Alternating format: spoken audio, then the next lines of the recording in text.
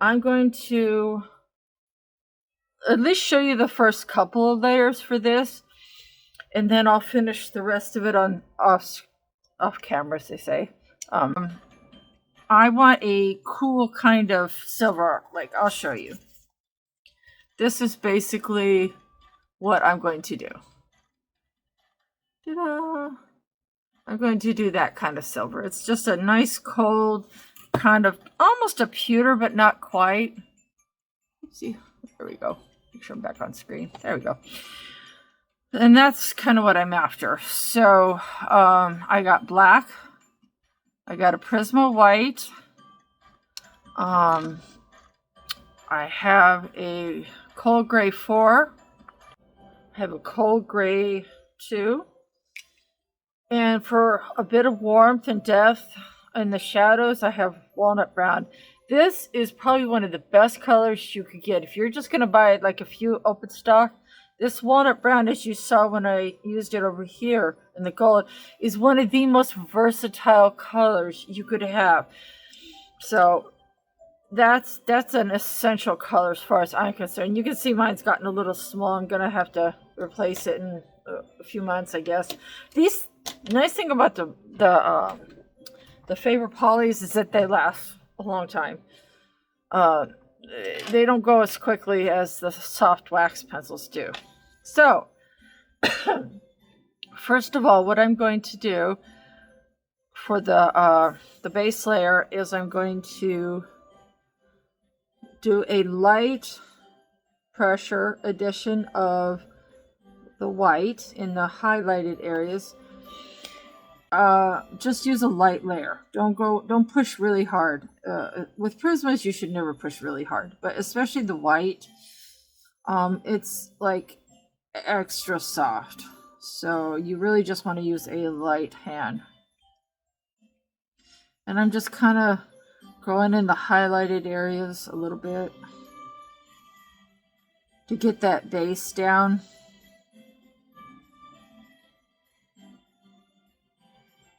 You'll see the difference later on. And it's nice that the person that I can't pronounce the lady's name. I'm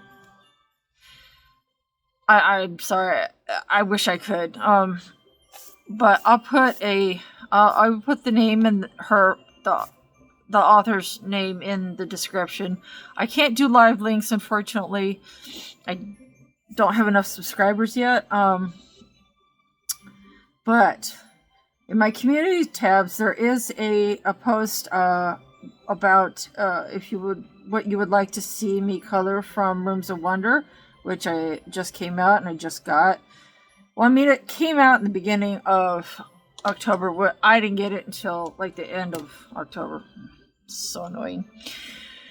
Okay, so I gotta sharpen this. So let's use that magic new sharpener. I will say with this sharpener, one thing you have, if you do get it, be careful. This part right here pops off really easy. Like I about spilled paint, pencil shavings everywhere. So I would hold it like this, and not like this, because that's what I did. I popped it off. So, but I mean, this is just, I guess the eraser is replaceable. I don't know. I gotta look into that. So let's see how it sharpens a poly pencil. Wow, that's pretty nice. It's a little wonky for a poly. Usually the Fabers are not wonky like that, so that's a little unusual. That's a pretty good point. Usually they're pretty even. This one's a little crooked. Huh. Okay, so not too bad. I think it does better with the wax pencil maybe, but that might just be me. Alright, so let's get that out of the way. Now, you're going to start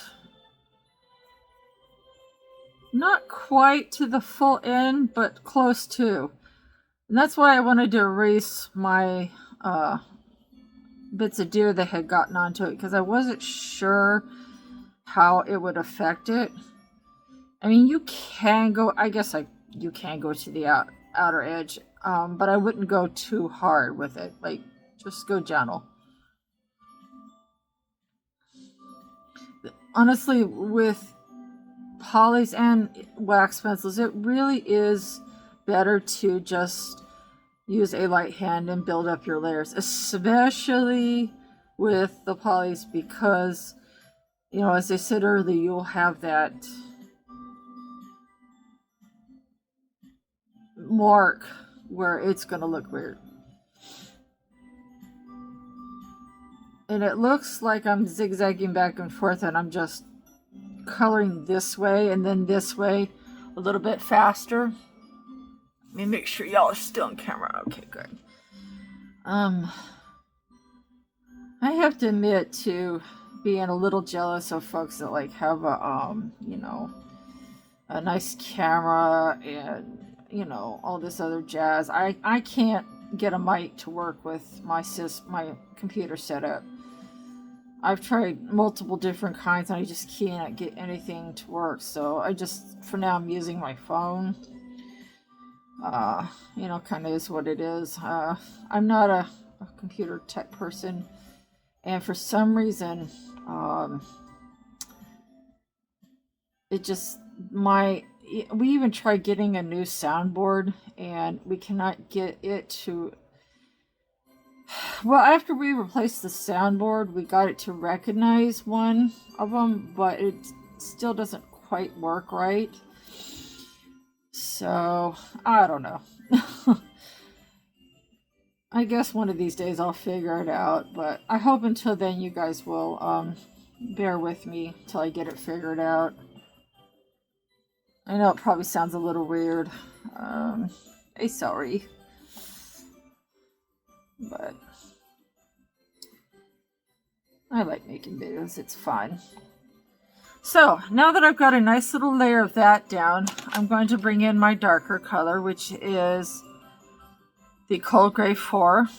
Ta-da!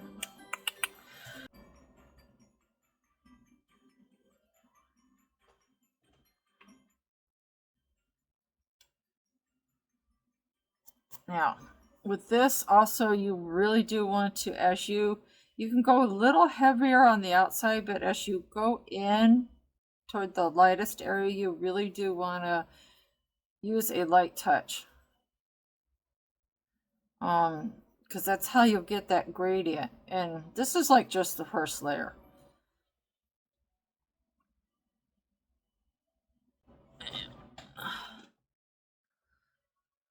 I really love this page. It's one of my favorite images. I got it too late in the year last year to really do it for Thanksgiving, because that's what it kind of symbolizes. And I vowed that next year I was going to work on it.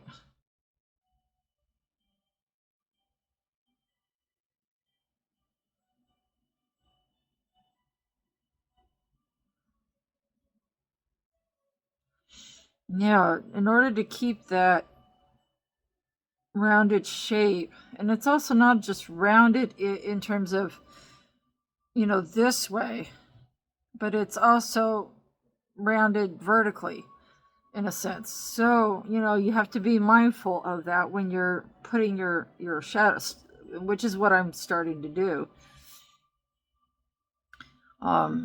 This, you know, I have my light tone and then my mid-tone,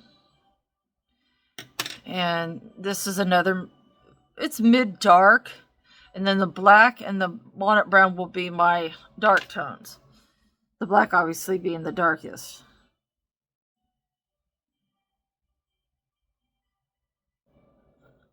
You want to do a light layer around the edge, around the very edge, just to make sure you get it totally. Because when you're coloring horizontally like this, it can be easy to either go over your lines, and if that's not what you want to do, then, you know, coloring it like I just did is a good option. Now here, this is an interesting shadow that I've got to think about, because the apple is going to reflect a little bit onto that candle. So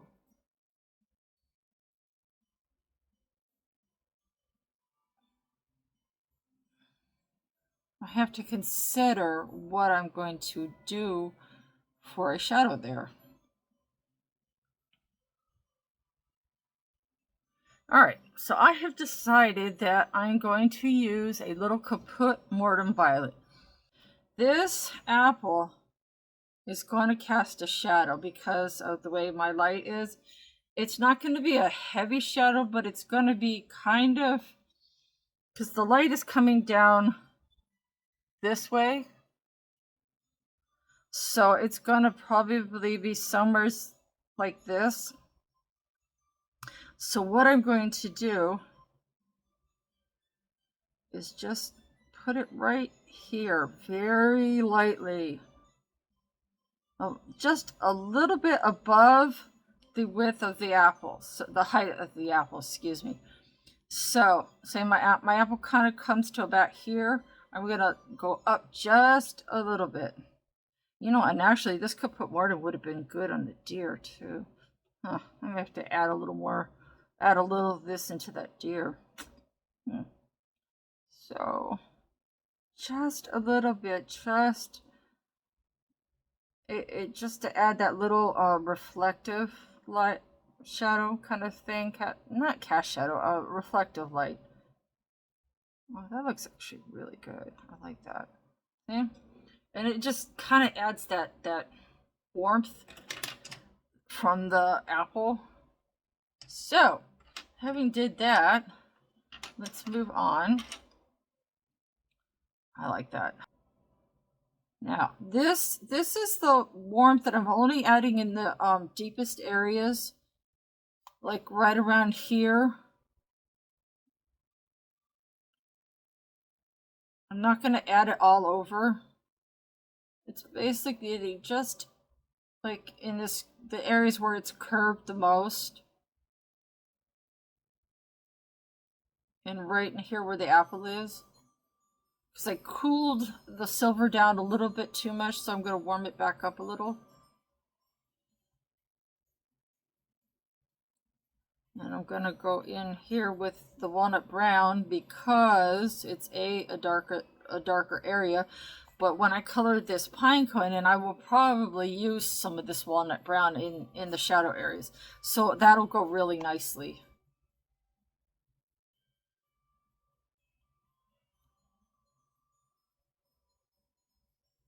I added a little down here just to cover up some more of that.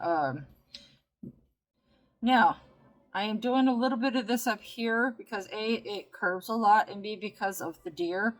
Because the deer is going to reflect that warmth onto the silver. And I'm going to do it a little bit in here. Now, I'm not going to do any over there because it's not going to, except for down right in here.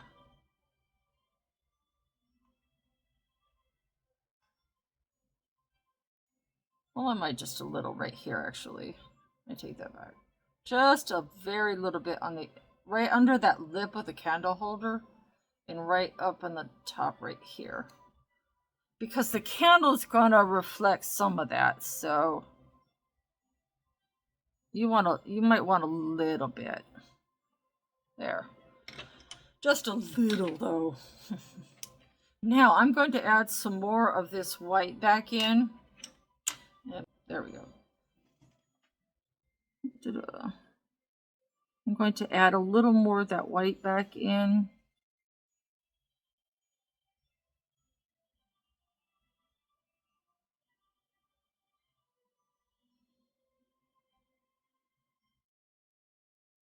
Yeah. You want to make sure that white stays added in. It's kind of important. You don't want to let that highlight disappear, and it can if you're not careful. So now we're going to add in the black. You have to be careful with the black. It is like a color that when you're doing silver, less is more. You really have to go very lightly with it except in the darkest areas, like underneath that lip. I'm going a little bit heavy, and I'm going out just a little bit, because the lip on this candle holder is going to cast a bit of a shadow because of how I have my light source. So I'm going to gently go across here, and I'm going to do the same under here, because it's, again, this is stuck out a little bit from this part. So this part is going to cast a shadow on just barely onto that part. I hope that makes sense. So you don't want to go too heavy with this, though. You just light to moderate.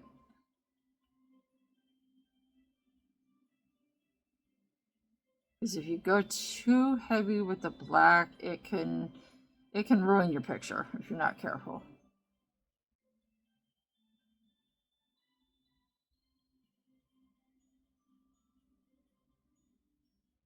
There we go. I'm going to go back under there. And I think I'm going to do a little lip right here, because I think this part sticks out a little too. Not so much down here, but I mean, if you look at the way she drew this, the beautiful way that she drew this candle holder, like, I want to do it justice, you know?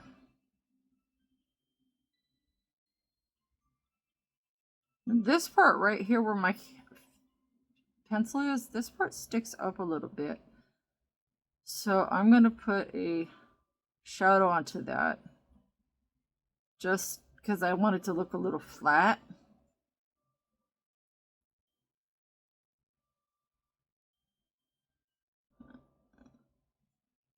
Now, when you're coloring something that's curved like this spot is right here, you want to be careful with the black too, because of the red. You want to make sure you continue to color with the curve of the image. It's really important to help maintain that depth. Which, by the way, I did a video on that, all about coloring with depth. It's I hope helpful. That's on my tutorials playlist if you care to check that out.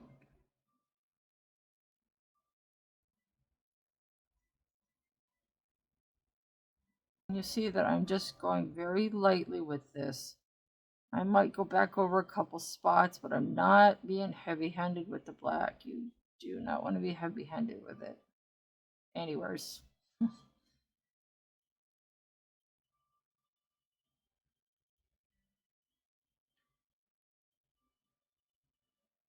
I really love their black. It's such a warm black.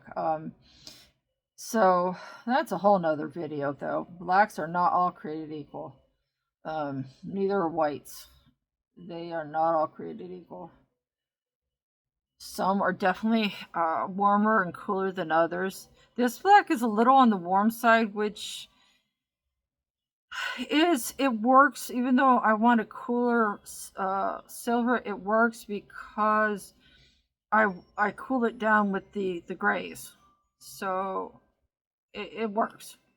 And when you're going in with your lines, go very, very gently, like extra gentle, or you're gonna have a nice big line going down this vertically. Except for right in here where it's like really dark, I can go a little bit heavier. But you still want to be careful. You know, I don't know if you could hear the music I'm listening to, but I actually kind of really dig it. It's not like Christmas carols per se. It's just like festive type music. It's really nice. I'll put a I can't put a link to it, unfortunately, but I will put it in the description what it is, so you can find it on YouTube. It's pretty nice. I really like it. Oops. Now you see how heavy I went there with that, and how it showed up. Thankfully, it's still. I can tell my hand's getting tired. That's the problem. It's been rainy today, and my arthritis is being a pain. Like, literally, it's just being a pain. All right, so that's kind of your first layer, basically, in so many words. Now, this, mindful, this is because of the apples. So normally, I wouldn't typically add this in. I added this in just because of the apple. And you can see how nice that looks. So just be mindful of, you know, what's around the image. So if it's a crowded image like this, you got to think about where your light source is and how it affects what you're coloring. You know, so because my light source is this way, that apple is going to cast that shadow right about here. And I will probably add a little more gold right here because that candle is going to reflect onto the deer. But yeah, let's get a whole image of this. I want to show you guys this again because this image, it's, I don't know if I'll get all of it done before Thanksgiving because I have like a ton of things to work on. Like I have more things that I could color in 2 Christmases and 2 Thanksgivings. So, but yeah, but you can just layer this for days. Like I could go back in with this and let's see, and I could just add in, you know, some more, and you can see that it's already starting to warm, you know, cool back down. I warmed it up a little bit too much, and because I want a particular type of silver, and there's many ways to do silver. Like there's many ways to your time, but I hope this helps you guys. And then from there you just layer and layer and layer and layer until you're happy with it or you run out of tooth. Which I've had both happen to me. So I'm going to finish this, and so one thing I want to add before I move on to the other candlestick is when you have your white, the thing that will get your silver, especially if you're doing a cool silver. I love this pencil sharpener. Just watch out. Oop, see what I mean? It pops off easy. So heads up. Is you want to take, when you're kind of done with your layers, you want to take your white prisma, and don't use the white poly, use the white prisma because it's softer. And you want to take your white prisma and go gently, or you're going to snap it like I just did, and go over all of it, all the way to the edge. And that's where your silver is going to really turn a bright silver. And it is important to continue to color in the direction that you've been coloring, because otherwise it's just going to look weird unless you're trying to cross hatch, which is a whole nother thing, and I'm not trying to do that. So, but you can see right here, I've got to add more of the cold gray, but up here you can see where I'm basically done. I'm adding in that white, and that white over that gray and that black, that is what is causing it to look definitely more silver. You see what I'm saying? And I wouldn't burnish it so hard with this that you can't go back in and maybe fiddle with it if you want to. Never burnish to the level that you're, make sure you're really done before you burnish all the tooth out, is what I'm trying to say. So I'm going to finish the rest of this because I got to add a little more cold gray into it before I add this white back in. But this is how this part will look when I'm done. It'll look like this.